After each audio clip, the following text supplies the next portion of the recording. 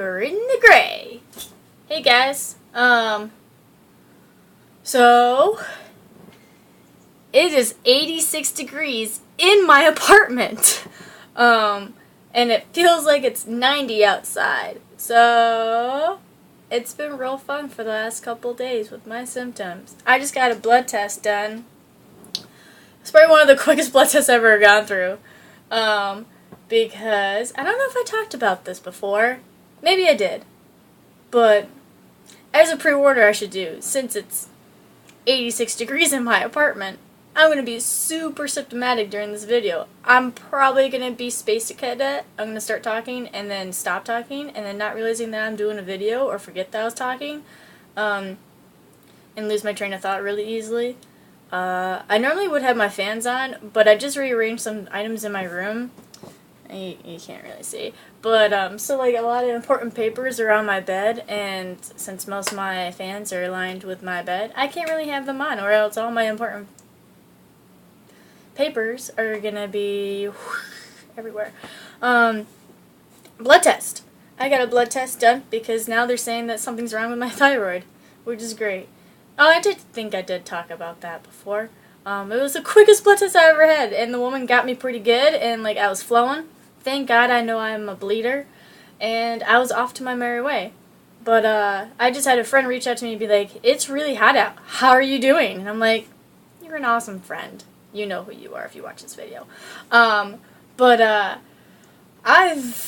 It's been really challenging. I don't have AC, which sucks.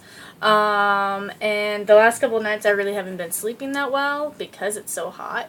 Also, I don't know if this is usual, and please, if you're a random person that's not in my life that's going through similar stuff, please let me know if you're going through this stuff too, because then we can chat. I would actually really like to chat with someone about this. But, so I have PTSD, and, the heat, on top of everything else, making my body do weird things late at night, my PTSD is, like, horrible. Like, horrible. But, yeah, so, late at night, I just haven't been really sleeping. Like, Sunday, I finally went to bed around 3 a.m. Mind you, I wake up at 6:30 a.m. for work. Last night, I probably went to bed around 2 a.m. So I just can't sleep when it's hot out. And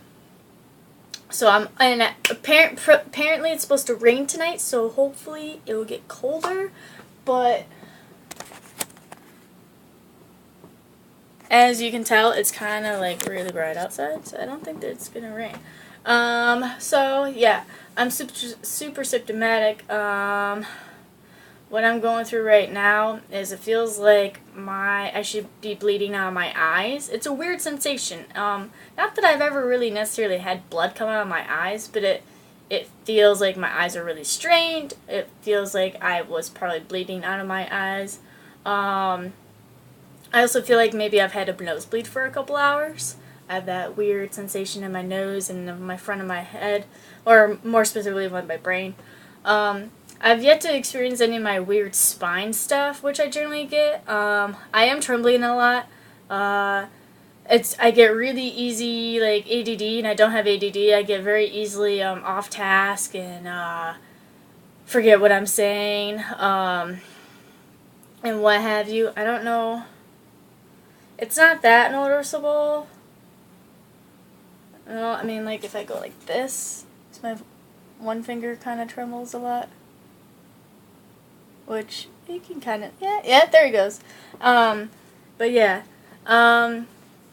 let's see what else. Walking is just a little bit more not on tight.